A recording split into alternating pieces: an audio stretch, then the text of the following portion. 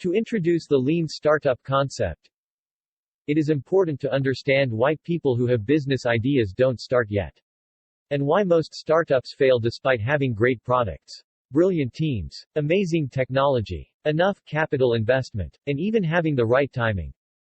Here is the reality. Most startups fail. Most new products are unsuccessful, and the most modern ventures don't live up to their potential, because they don't have a process to turn a great product into a successful business. It is also because they don't know how to go about starting a new venture. Lean startup is a scientific approach to creating a new product or starting a new enterprise, and getting the product and service to the customer faster.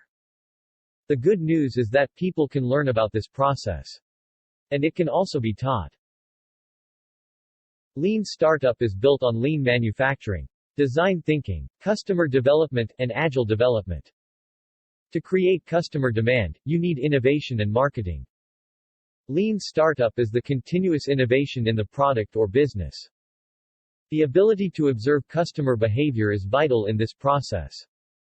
Remember, customers don't know what they want. Therefore, it is the responsibility of the entrepreneur to establish what the customer demands by running experiments. Lean startup is built on 5 principles. 1. Entrepreneurs are everywhere. Anyone who works in a startup environment is an entrepreneur.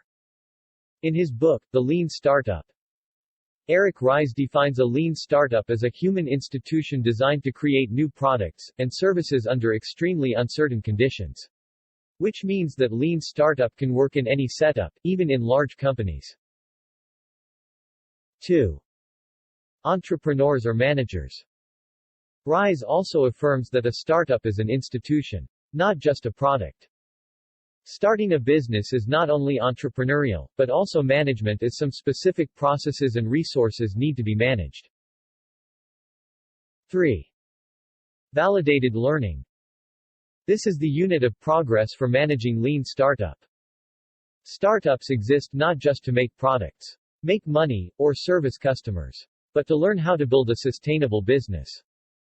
This learning is validated scientifically by running frequent experiments that allow entrepreneurs to test each element of their vision. 4. Build, measure, learn. Build a minimal viable product. Measure customer response by shipping the product to the customer, and charge money and learn by getting feedback from the customers. Change the product continually, faster, and send it back to the consumer, and repeat this process. Use early adopters to implement this loop, or use other applicable methods. At this point, you can now choose to pivot or persevere. This process is called validated learning. 5. Innovation accounting.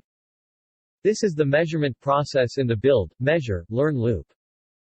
How to measure progress, how to set up milestones, and how to prioritize work. An entrepreneur must establish the matrices to measure up front to validate the learnings. These could be the revenue generated, the number of customers who purchase, and the number of subscriptions, etc. Having discussed the lean startup methodology, let us now explore its benefits.